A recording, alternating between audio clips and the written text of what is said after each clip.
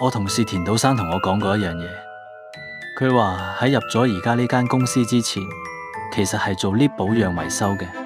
有一晚，田島生同另一個同事值夜班，突然收到附近醫院打嚟嘅電話，話 lift 停咗，門又開唔到，即係有人困咗入去。佢哋準備好工具，急急腳去到醫院。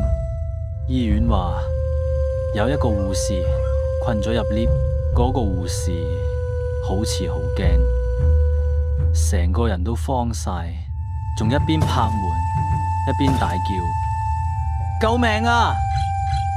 快啲開門啊！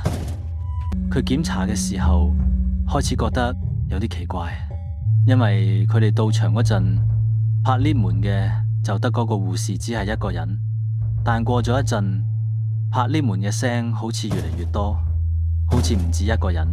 佢心諗：咦，怪喎，但係救人要緊，就冇理住，繼續查。